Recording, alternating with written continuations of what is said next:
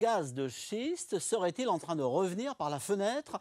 Le journal Sud-Ouest révèle qu'un permis d'exploitation a été validé à Cahors. En fait, les exploitants semblent avoir trouvé la parade. Ils ne font plus référence à la fameuse fracturation hydraulique.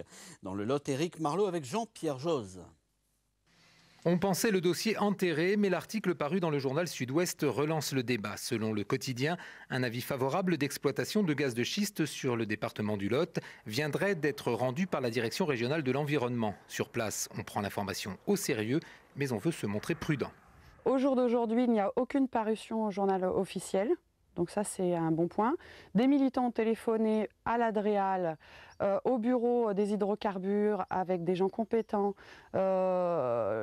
qui ont infirmé cette information. Le chef de cabinet du ministère a été contacté aussi au téléphone. Matignon a été contacté par le maire de La Roque-Gageac et ils infirment cette information.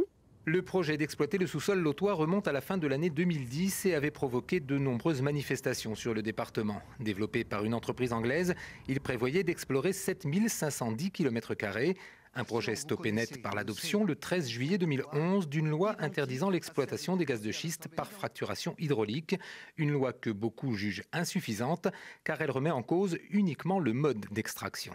On joue un peu sur les mots, les demandes de permis d'exploration et d'exploitation ont été posées sans parler de fracturation hydraulique, mais il n'y a rien de nouveau sous le soleil, quoi.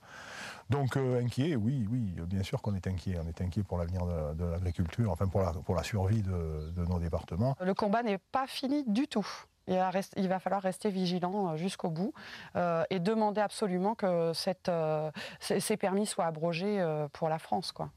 Pour étayer leurs demandes, les opposants mettent en avant les exemples américains et canadiens, deux pays dans lesquels l'exploitation des gaz de schiste a conduit à un terrible désastre écologique.